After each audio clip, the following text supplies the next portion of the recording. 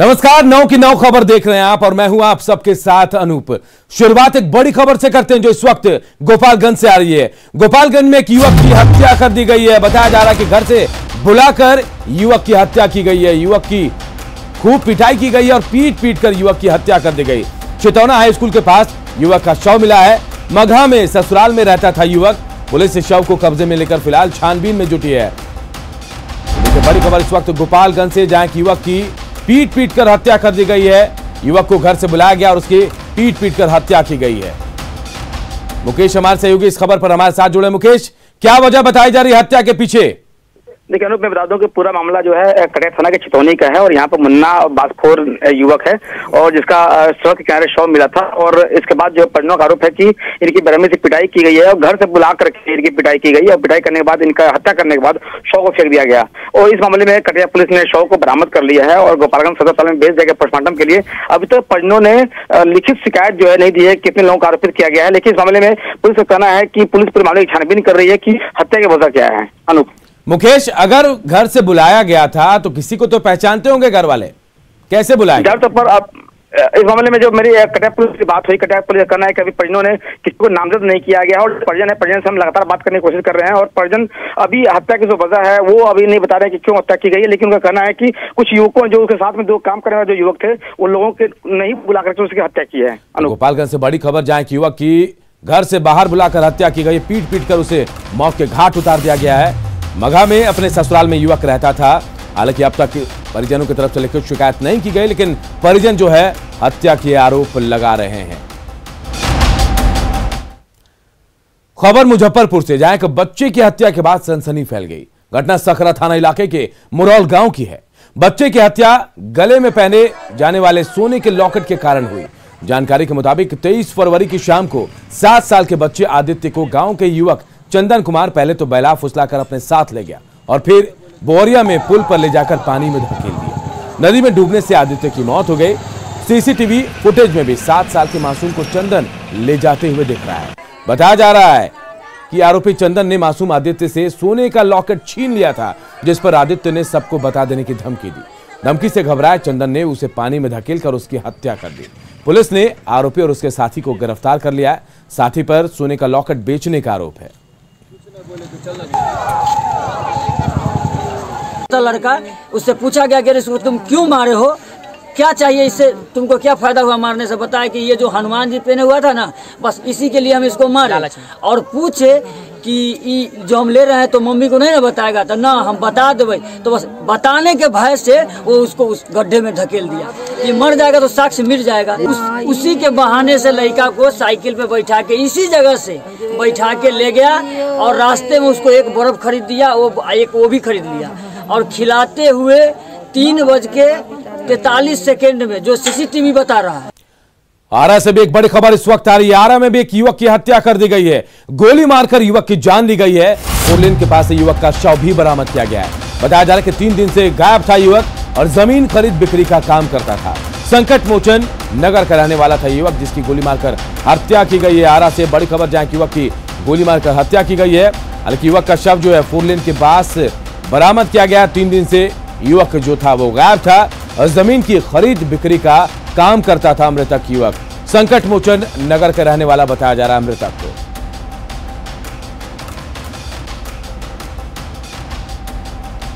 द्वारा से बड़ी खबर, जहां युवक की गोली मारकर हत्या कर दी गई है। बताया जा रहा है कि युवक का शव जो है वो बरामद कर लिया पुलिस ने और यह भी जानकारी मिल रही है कि जो युवक है वो जमीन की खरीद बिक्री का काम करता था। फोरलेन के पास से युवक का शव बरामद किया गया है। पुलिस फिलहाल पूरे मामले की छानबीन कर रही है। 3 दिन पहले से युवक गायब था, उसके बाद आज उसका शव बरामद हुआ है। हिमांशु हमारे सहयोगी हमारे साथ फोन लाइन पे जुड़े हैं। हिमांशु, क्या कुछ अपडेट है? कोई वजह पता चल पाई इस हत्या के पीछे के कारण क्या है? अनूप, परिजनों का साफ तौर पे कहना है कि ये जमीन खरीद बिक्री का काम करते थे। उसके साथ ही इनसे कुछ लोगों ने रंगदारी की मांग की थी, जिसको लेकर हत्या की आशंका परिजनों ने जताई है। साफ तौर पर परिजनों का कहना है कि रंगदारी को लेकर इनकी हत्या हुई है, लेकिन अभी तक जो हत्या का मूल जो कारण है वो स्पष्ट नहीं हो पाया है। गोली मारकर हत्या हुई है स्पष्ट है। पुलिस ने शव का पोस्टमार्टम भी कराया है, लेकिन 3 दिन से गायब था युवक, 3 दिन से गायब था। ये मान लिया जाए कि अपहरण किया गया था, युवक का, उसके बाद हत्या कर दी गई। जी बिल्कुल, 3 दिनों से ये गायब था और ये जहाँ डेड बॉडी मिली है वहाँ से कुछ ही दूर पे इनका गांव है, ये मताड़ गांव है, वहाँ से वामपाली जो है वहाँ ज्यादा दूरी नहीं है जहाँ इनकी डेड बॉडी मिली है। तो साफ तौर पे परिजन कह रहे हैं कि 3 दिनों पहले किसी जो लोग हैं, कुछ लोग हैं, उन्होंने इनका अपहरण किया और गोली मारकर हत्या कर शव को 4 लेन के पास फेंक दिया है। लोग चलिए, बहुत बहुत शुक्रिया आपका इस तमाम जानकारी के लिए। तो देखिए, आरा से बड़ी खबर जहां कि युवक की गोली मारकर हत्या कर दी गई है। बताया जा रहा है कि युवक 3 दिन पहले से लापता था और बाद में यानी आज उसका 4 लेन के पास शव मिला और जमीन की खरीद बिक्री का काम करता था युवक, और परिजन जो है वो हत्या की आशंका जता रहे हैं। पुलिस पूरे मामले की छानबीन कर रही है। राजधानी रांची में एक युवक की गोली मारकर हत्या कर दी गई। घटना डोरंडा के फॉरेस्ट कॉलोनी की है, जहां अपने दोस्त से मिलने जा रहे कोलकाता जा रहे मुकेश यादव को बाइक सवार अपराधियों ने उसके घर के सामने ही गोली मार दी। आनंद फानन में मुकेश को अस्पताल ले जाया गया, जहां उसकी मौत हो गई। बताया जा रहा है कि मुकेश की शादी तय हो चुकी थी और अपने होने वाले दुल्हन से मिलने वो कोलकाता जाने के लिए घर से निकला था। घर वालों ने मुकेश के दोस्तों पर ही हत्या का आरोप लगाया। फिलहाल पुलिस पूरे मामले की छानबीन कर रही है।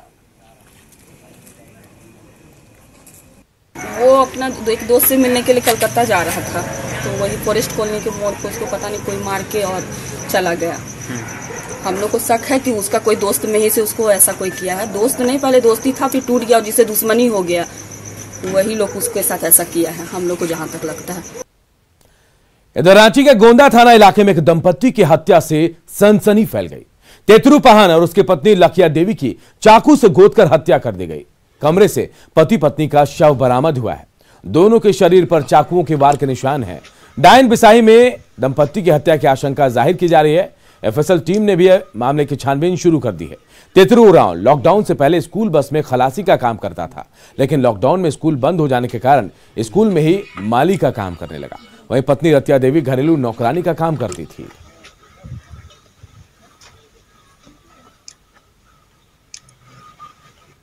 तो वो बात चल रही है कि कोई साक्ष्य नहीं मिल रहा है, उस कारण से हम लोग भी अंदाज नहीं पा रहे हैं कि क्या है।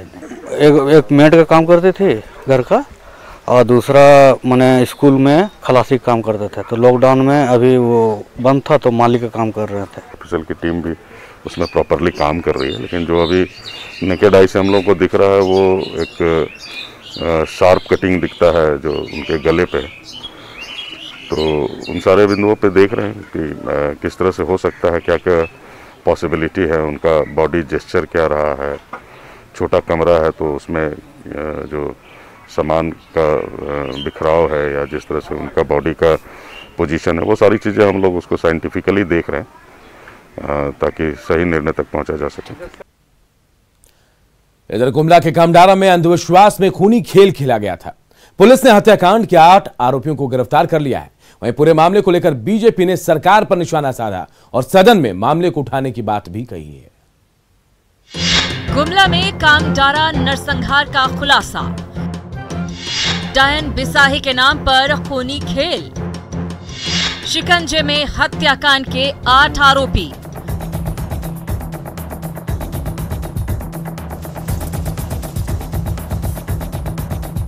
गुमला के बुरहातू आम टोली में एक ही परिवार के 5 लोगों की नृशंस हत्या मामले का पुलिस ने खुलासा कर दिया है।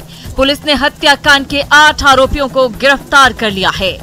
एसपी की माने तो डायन बिसाही के नाम पर हत्याकांड को अंजाम दिया गया था। आम टोली में पिछले कुछ महीनों में कई लोगों की मौत हो गई थी, साथ ही कई लोग बीमार पड़े थे, लेकिन अंधविश्वास के अंधेरे में डूबे ग्रामीण इसके लिए निकोदिन टोपनो और उसकी पत्नी को जिम्मेदार मान रहे थे। इसी को लेकर ग्रामीणों ने बैठक कर दोनों की हत्या का फैसला लिया, लेकिन आरोपियों ने दोनों की हत्या के बाद पकड़े जाने के डर से परिवार के बाकी 3 और सदस्यों को मौत के घाट उतार दिया। लेकिन फिर भी अंधविश्वास होने के नाते और मेन जगह से थोड़ा हटके जंगल में रहने के कारण ये लोग कभी कभी इसका शिकार बन जाता है। इन लोगों के मन में अंधविश्वास ज्यादा तेजी से फैल जाता है और इसी के कारण घटना घटता है। पुलिस ने भले ही नरसंहार का खुलासा कर दिया है, लेकिन अब मामले को लेकर राजनीति शुरू हो गई है। प्रदेश अध्यक्ष दीपक प्रकाश के नेतृत्व में बीजेपी की एक टीम ने बुरुहातू आमटोली गांव का दौरा किया।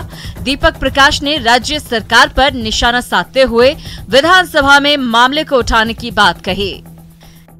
अपराधियों का कानून का डर अब समाप्त हो गया है हेमंत सोरेन जी की सरकार में। जब से हेमंत सोरेन जी की सरकार बनी है तब से लगातार आदिवासी समाज पर सबसे ज़्यादा प्रहार किए गए, सबसे ज़्यादा हत्याएं आदिवासी परिवार और आदिवासियों की गई है। नक्सली घटनाएं और आम घटनाएं इतनी तेज़ी से बढ़ी हैं, ये राज्य के लिए पूरा चिंताजनक है। सरकार को बहुत ध्यान से देखना पड़ेगा, क्योंकि सरकार आदिवासी और मूलवासियों के जन मुद्दों को लेकर के सरकार आई है और सबसे ज़्यादा झेलना उनको ही पड़ रहा है, अपराध उनके खिलाफ ही हो रहा है, तो ये मेरे ख्याल से मैंडेट के खिलाफ। झारखंड विधानसभा का बजट सत्र चल रहा है, ऐसे में इस नरसंहार की गूंज सदन में भी सुनाई पड़ सकती है। आज भी इस तरह से रूढ़िवादी परंपराओं में पढ़कर लोग इस तरह की नरसंहार की घटना को अंजाम दे रहे हैं। हालांकि मामले का खुलासा हो चुका है कि आगे किस तरह से लोग यहाँ पर बैठते हैं, बातचीत करते हैं, लेकिन निश्चित रूप से इस तरह की घटनाएं जो घटती है समुचित मानव जाति के लिए शर्मसार करने वाली घटना है। न्यूज 18 के लिए गुमला से सुशील कुमार। इधर जमशेदपुर में गैंगवॉर की वारदात से पूरा शहर सहम गया। वर्चस्व की लड़ाई में एक पक्ष ने हमला बोल दिया और देखते ही देखते सड़क पर सनसनी फैल गई।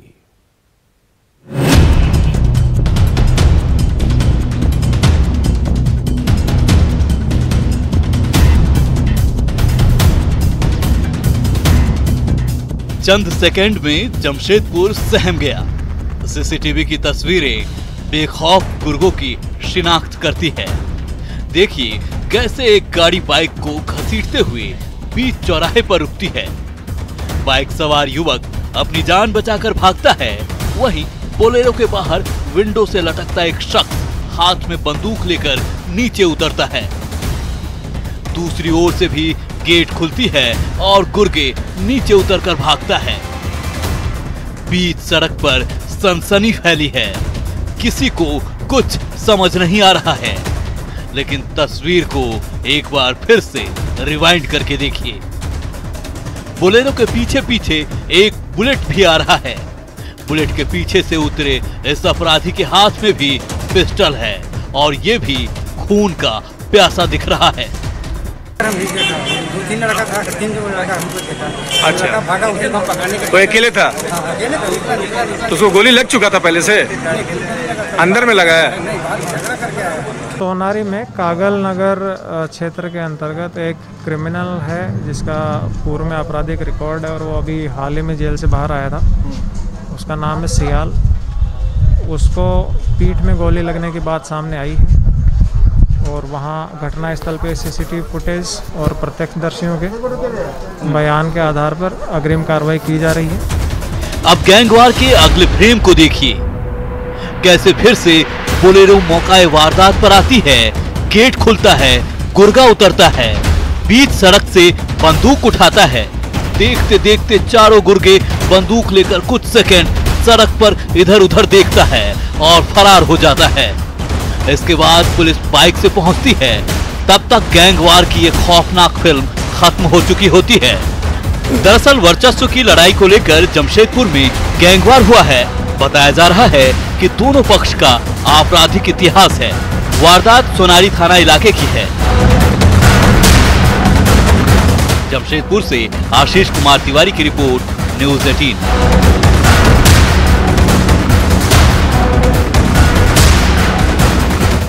पेट्रोल डीजल की कीमतों में बढ़ोतरी का असर अब राजधानी पटना में भी दिखने लगा है।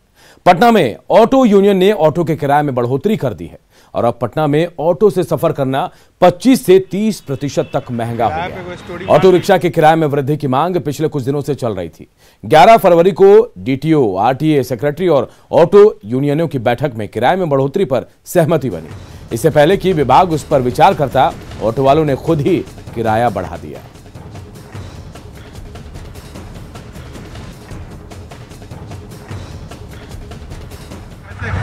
यूनियन वाला खुला है, पेपर में दिया हुआ था। बढ़ा दिया आप लोग, कितना रुपया? 2 रुपया बढ़ल है। क्या है, किस लिए बढ़ा है, कोई वजह? अभी बढ़ल नहीं है, कोई सवारी देता नहीं है पैसा। 2 रुपया बढ़ गया है। बाकी अभी बढ़ल है, बाकी देता नहीं है कोई। 1-2 रुपया बोला है। अच्छा, 2 रुपया तक बढ़ा है। बढ़ा तो मतलब तेल का दाम बढ़ा है इसीलिए क्या? हाँ। कस्टमर दे रहा है पैसा की आनाकानी करते हैं? जो दे रहे हैं वो अपने मन से दे रहे हैं, नहीं तो छोड़ना भी पड़ रहा है। तो दिक्कत तो होगा ही, दिक्कत ना होने का कहाँ सवाल है कि नहीं होगा। जितना ही बढ़ रहा है, हर चीज़ के तो दाम बढ़ रहा है। तो ऑटो वाला बढ़ाया है, बस वाला बढ़ाया, तो क्या हम लोग तो चापे हुए हैं। 2 रुपया बढ़ा है, कहीं 5 रुपया बढ़ा है। कोटी मोड़ से स्टेशन 25 रुपया हो गया। कहाँ से कहाँ ऑटो चलता है? हम कोटी से स्टेशन चलाते हैं भैया। अच्छा, तो कितना हो गया? पहले कितना था? पहले कोटी से 18 रुपया था, अब 25 रुपया हो गया स्टेशन का। साईं मंदिर से 22 रुपया हो गया है, गोलंबर से 20 रुपया हो गया। कितना आप लोगों को लग रहा है, बोझ पड़ रहा है क्या? पैसा बढ़ गया किराया तो? हाँ, कुछ तो पड़ा है लॉकडाउन के कारण। तो बोझ लग रहा है आप लोगों को, आम लोग को? हाँ, बहुत बहुत भारी। हाँ, बहुत भारी लग रहा है। समझिए जो जहाँ 10 रुपया में जाते थे वहाँ अभी 25 रुपया ले रहा है। और सरकार की कोई गतिविधि हम लोग नहीं देख रहे हैं। और देखिए, माघी पूर्णिमा पर मुंगेर में भी गंगा घाट पर श्रद्धालुओं का सैलाब उमड़ पड़ा। हजारों की संख्या में लोग गंगा स्नान कर पुण्य के भागी बन रहे हैं। गंगा घाट का जायजा लिया हमारे सहयोगी अरुण शर्मा ने।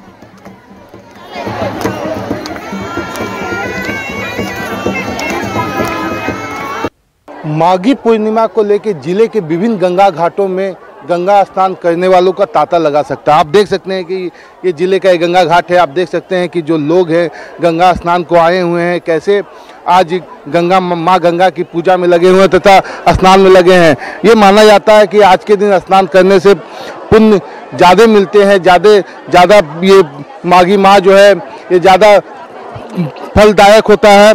यहीं पे आप देख सकते हैं कि लोग पूजा में भी लगे हुए हैं। पूजा के लिए ही गंगा घाटों पे लोग जमा हुए हैं। जो भी यहाँ पे भक्त हैं, भक्त माँ गंगा के जो भी भक्त हैं वो आए हैं, वो पूजा में लगे हैं। तथा ये भी दिखा सकते हैं कि आप जो व्यवस्था है, व्यवस्था भी जिला प्रशासन ने व्यवस्था भी किए हैं। जो भी बोट है, बोट लगाए गए हैं ताकि कोई भी यहाँ पे किसी भी तरह का कैजुअलिटी हो या कोई दिक्कतें हो तो वो उनको हैंडल कर सका। कुछ महिलाएं हैं साथ में, हम इनसे ही जानते हैं कि ये बताइए कि आज गंगा स्नान का क्या महत्व है? गंगा स्नान करना चाहिए।